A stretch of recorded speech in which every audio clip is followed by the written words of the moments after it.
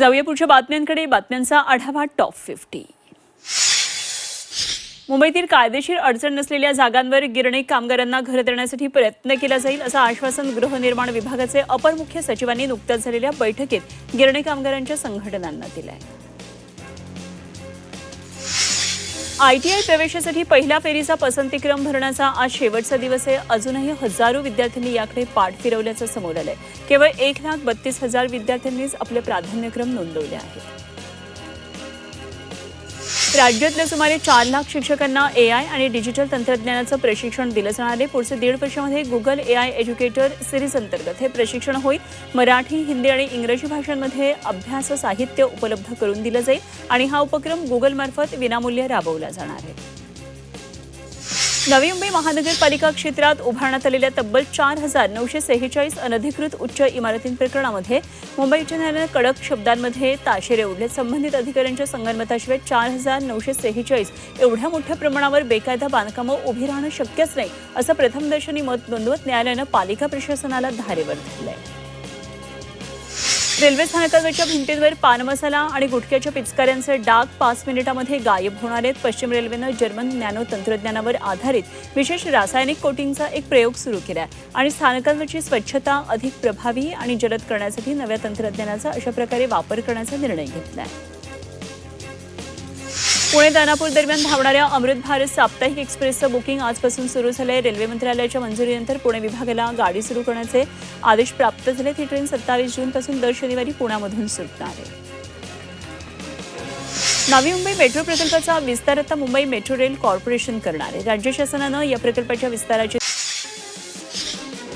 पावसाळा सुरू झाला तरी जायकवाडी धरणातील पाण्याचं बाष्पीभवन थांबलेलं नाहीये. मान्सून अजूनही पूर्णपणे सक्रिय झालेलं नाहीये आणि धक्कादायक बाब म्हणजे 1 ते 20 जून या केवळ 20 दिवसांच्या काळामध्ये 1 TMC पेक्षा अधिक पाण्याचं बाष्पीभवन झालंय.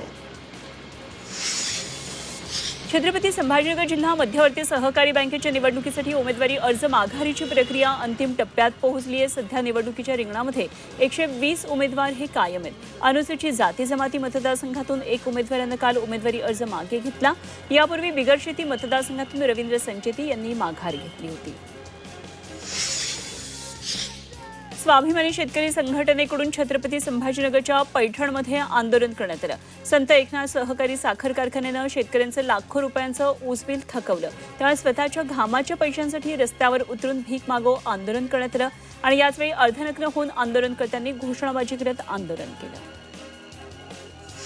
पिंपरी चिंचवड महापालिकेच्या मालमत्ता कर संकलन विभागानं यंदा 412 कोटी रुपयांचा महत्त्वाचा टप्पा पार केला.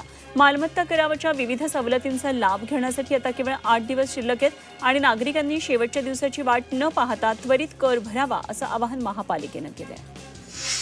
वाशीमध्ये RT खासगी शाळांमधल्या 25% राखीव जागांवरच्या प्रवेश प्रक्रियेची शिक्षण विभागाकडून चौकशी सुरू करण्यात आली आहे. प्रवेश प्रक्रियेमध्ये अनियमितता झाल्याच्या तक्रारी प्राप्त झाल्यानंतर ही कारवाई करण्यात आली. जिल्ह्यात यंदा 95 शाळांमध्ये 1007 जागा RTसाठी राखीव ठेवण्यात आल्या. महाबळेश्वरमधल्या विल्सन पॉइंट परिसर आता रात्रीच्या वेळेत बंद ठेवण्यात येणार आहे. पर्यटकांच्या सुरक्षेसह रात्रीच्या वेळी वाढलेला मद्यपींचा उपद्रव, कचरा आणि अस्वच्छता रोखण्यासाठी वन विभागानं हा निर्णय घेतला आहे. स्वच्छ आणि पिण्यायोग्य पाण्याचा पुरवठा हा नागरिकांचा मूलभूत अधिकार असतो. तो उपलब्ध करून देणं हे राज्य सरकारचं घटनात्मक कर्तव्य आहे असं स्पष्ट करत मुंबई उच्च न्यायालयानं राज्यातल्या वाढत्या पाणी टंचाईबाबत चिंता व्यक्त केली आहे. ही समस्या नेमकी कधीपर्यंत सोडवण्यात येणार याची माहिती सरकारनं द्यावी असे निर्देश न्यायालयानं दिले. पालघरच्या डहाणूमध्ये स्मार्ट मीटरच्या सक्तीविरोधात मोठं आंदोलन करण्यात आलं. वाढीव वीज बिल, वारंवार खंडित होणारा वीज पुरवठा, स्मार्ट मीटरच्या अंमलबजावणीविरोधात नागरिकांनी तीव्र नाराजी व्यक्त केली आहे. स्मार्ट मीटरचा निर्णय तात्काळ रद्द करावा अन्यथा आणखी तीव्र आंदोलनाचा इशारा देण्यात आला. भंडारा जिल्ह्यात सिलेंडर तुटवड्यानं नागरिक हैराण झालेत. घरात ठेवलेले 10 सिलेंडर एका चोरट्यानं चोरून नेल्याची घटना यामध्ये घडली आहे. नागरिकांनी पोलीस प्रशासनाला निवेदन देत बंदोबस्त वाढवण्याची मागणी केली आहे. सोलापूरमध्ये नियोजन भवनाचं नियोजन ढासळलंय. शहरामध्ये एकीकडे तीव्र पाणी टंचाई आहे तर दुसरीकडे नियोजन भवनाच्या मोठ्या पाणी टाकीवरून हजारो लिटर पाणी वाया जात आहे. नियोजन भवनाच्या या कारभारामुळे पाण्याचा मोठा अपव्यय झालाय. हिंगोलीच्या वसमत शहरामध्ये महिला रुग्णालयामध्ये विद्युत पुरवठा खंडित झाला. शासनाच्या वतीनं महिलांना सुरक्षित प्रसूती आणि दर्जेदार आरोग्य सेवा मिळावी यासाठी महिला रुग्णालय उभारण्यात आलं खरं, मात्र रुग्णालयामध्ये विद्युत पुरवठा खंडित झाल्यानं रुग्णालयातल्या सिझेरियन प्रसूती खोळंबलेल्या आहेत. पुण्यामध्ये पावसानं अद्याप जोर धरलेला नाहीये, त्यामुळे राजगड आणि सिंहगड परिसरात मान्सूननं अजूनही जोर धरला नसल्यानं भात पेरणीचं संकट निर्माण झालंय. पावसाअभावी शेतकरी चिंतेत आहेत. पेरणीची कामं रखडलेली आहेत. वेळेत पाऊस न झाल्यास उत्पादनावर परिणाम होण्याची भीती व्यक्त होतीये. हिंगोली जिल्ह्यातल्या अनेक भागामध्ये मान्सूनपूर्व पावसानं हजेरी लावली. पावसामुळे उकाड्यापासून हैराण असलेल्या नागरिकांना आता दिलासा आहे, मात्र पेरणीसाठी शेतकऱ्यांना मोठ्या पावसाची अजूनही प्रतीक्षा आहे. वाशिम जिल्ह्यात मध्यरात्रीनंतर अनेक भागात पावसानं हजेरी लावली. या पावसानं शेतकऱ्यांना मोठा दिलासा मिळाला. शेतीच्या कामांना आता वेग येण्याची शक्यता, तर शेतात पुरेसा ओलावा निर्माण झाल्यानं मशागतीच्या कामांना गती मिळणार आहे. जुन्नर तालुक्यात ढगफुटी सदृश पावसानं झोडपलंय. वादळी वाऱ्यासह झालेल्या पावसानं परिसरात सर्वत्र पूरस्थिती निर्माण झाली. ढगफुटी सदृश पावसानं शेतीमालाचं मोठ्या प्रमाणात नुकसान झालं.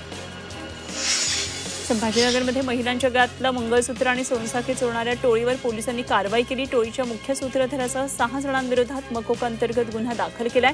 टोळीवर चाकूचा धाक दाखवून महिलांच्या गळ्यातले दागिने हिसकावण्याचा गुन्हा दाखल झालाय.